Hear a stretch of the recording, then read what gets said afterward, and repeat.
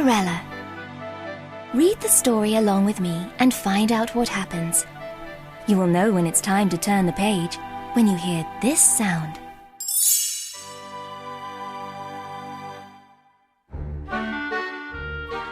Once upon a time, in a faraway land, there was a young girl named Cindrella. When she was a child, her mother died. Her father found a new wife who had 2 daughters the same age as Cindrella. But after Cinderella's father died, the stepmother was very cold and cruel to Cindrella. The kind girl was forced to work as a servant in her own house. Still, Cindrella was always cheerful. Sure that one day her dreams of happiness would come true, she started each day with a song. Cindrella was always busy cooking, cleaning, and serving her stepmother, Lady Tremaine, and her stepsisters, Drizella and Anastasia.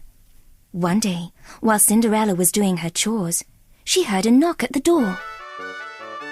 "Open in the name of the king!" a man shouted. It was the king's messenger. He handed Cindrella a letter. The stepmother was giving Anastasia and Drizella music lessons. Cindrella knocked at the door. "I warned you never to interrupt," barked Lady Tremaine. Then Cindrella showed her the letter. It was an invitation to a royal ball for the prince. "By royal command, every eligible maiden is to attend," the stepmother read. "That means I can go," Cindrella cried happily. "You?" Anastasia shrieked. "I see no reason why you can't go to the ball," the stepmother said in a silky voice. "If you get all your work done, and if you can find something suitable to wear." "Oh, I will," promised Cindrella, hurrying away. "Do you realize what you just said?" a horrified Drizella asked her mother. But Lady Tremaine had a plan. "Of course. I said if," answered the evil woman. "Oh, if," Drizella repeated. Anastasia giggled. Cindrella went up to her room in the attic and found an old dress in a trunk. "It was my mother's," she told her animal friends as she twirled around. "It's a little old-fashioned," admitted Cindrella, "but I can fix that." She took out a book and found a picture of another dress. She had just started making plans when she heard a shrill cry, "Cindrella!" "Oh, my dress will just have to wait," she said patiently. "I'm coming," she called as she headed down the stairs. "Now let me see," Cinderella's stepmother said. "There's the large carpet in the main hall. Clean it. Oh, yes, and the tapestries and the draperies." "But I just finished," Cindrella said. "Do them again," ordered the cruel woman. The stepmother planned to keep Cinderella so busy that she would never have time to work on a dress for the ball. The plan worked.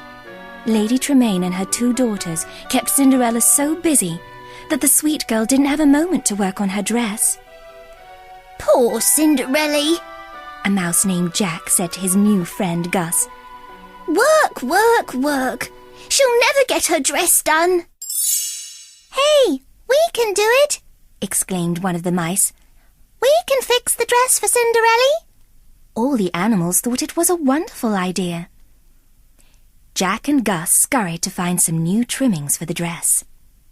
Anastasia and Drizella were throwing things away.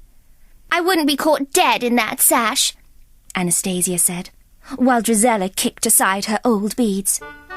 So the 2 mice scooped up the discarded items. Jack and Gus had to sneak past Lucifer the cat. It wasn't easy, but they did it. The other mice were proud of Jack and Gus. All of the animals began to work on Cinderella's dress. The mice and the birds measured and cut and sewed. They all sang as they worked. They couldn't wait to surprise their friend Cinderella. But would they finish in time? Soon it was 8 o'clock. "The carriage is here," Cinderella told her stepmother. "Why, Cinderella, you're not ready," said her stepmother, sounding surprised. "Aren't you going, child?" No, I'm not going. Cinderella hadn't had a chance to work on her dress all day. There will be other balls," her stepmother told her smugly, knowing she had kept Cinderella from going to this one. Cinderella told herself the ball would be frightfully dull, but in her heart she knew it would be completely wonderful. Slowly, Cinderella walked up the stairs to her attic room. When she entered her room, she couldn't believe her eyes. Surprise! Surprise! Shouted the mice and birds. Happy birthday! Cried a confused Gus. The mice and birds had finished her dress. She could now go to the ball. Oh, how can I ever... Oh, thank you so much, the delighted girl cried. Cinderella dressed quickly and raced down the stairs, calling, "Wait, please, wait for me." Lady Tremaine was shocked. Now she would have to let Cinderella go to the ball. Or would she? "Those beads, they give it just the right touch. Don't you think so, Drizella?" the stepmother observed. Drizella saw that Cinderella was wearing her old beads. "Thief!" Drizella cried. Then Anastasia noticed her old sash. The two girls tore at Cinderella's dress. By the time they were finished, the dress was in rags, and Cinderella was in tears. "Good night," the stepmother said, as she left for the ball with her horrible daughters. Cinderella ran outside to the garden. Her animal friends felt terrible, but there was nothing they could do to help their poor Cinderella. It seemed as if her dreams would never come true. "It's just no use.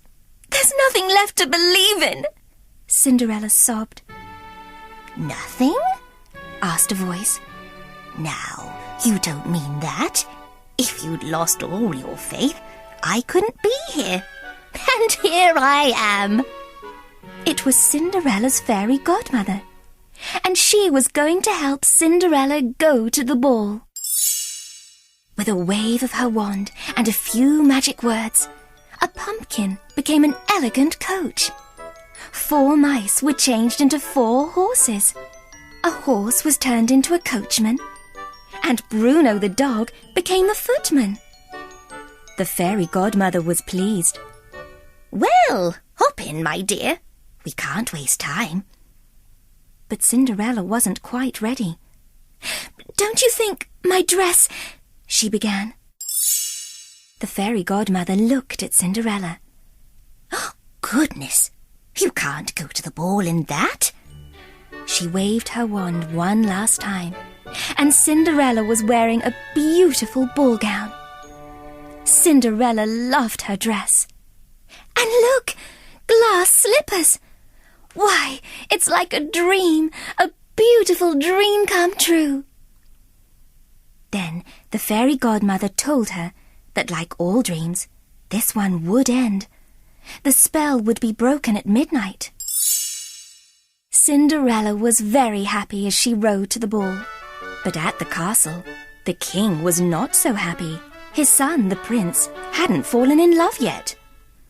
The Grand Duke told the king that falling in love at the ball would be like a fairy tale, and it would never happen. Just then, Cinderella arrived at the ball. When the prince saw her, he asked her to dance. The king and the Grand Duke were amazed as they watched the couple dance.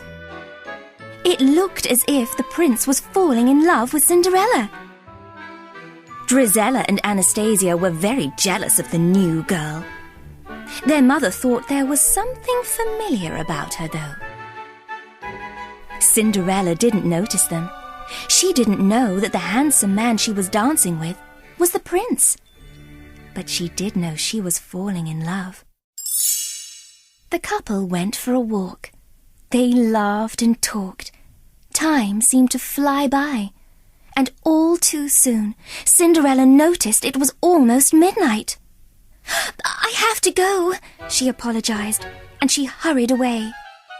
The prince didn't even know her name. "Wait!" he called. But Cinderella couldn't wait. As she rushed down the steps of the castle, she lost one of her glass slippers. Still, she didn't stop. The prince told the Grand Duke he would marry the maiden whose foot fit the slipper. She was the girl of his dreams. Meanwhile, Cinderella was sitting by the side of the road. Everything had been changed back. But Cinderella still had a glass slipper and memories of a magical night. It wasn't long before everyone knew the prince was looking for his mystery maiden. The Grand Duke was going from house to find her. The news made Cinderella happy. Too happy for the stepmother's liking. So the stepmother locked Cinderella in her attic room. "You can't keep me in here, please," sobbed Cinderella. The stepmother put the key in her pocket. Jack and Gus wanted to help. They took the key from the stepmother. The two brave mice worked hard to bring the key up to Cinderella. But would they reach her in time? By now, the Grand Duke and a footman had arrived at Cinderella's house. Drizella tried on the slipper. When it didn't fit, she blamed the poor footman. Get away from me! She shouted. The slipper didn't fit Anastasia either. "Are there any other ladies of the house?" the Grand Duke asked. "There is no one else," replied Lady Tremaine. Just then, they heard Cinderella calling, "Your Grace! Your Grace!" The mice had freed Cinderella. The jealous stepmother didn't want to let Cinderella try on the slipper, so she tripped up the footman, and the slipper broke. Luckily, Cinderella had her other slipper in her pocket. The Grand Duke was delighted.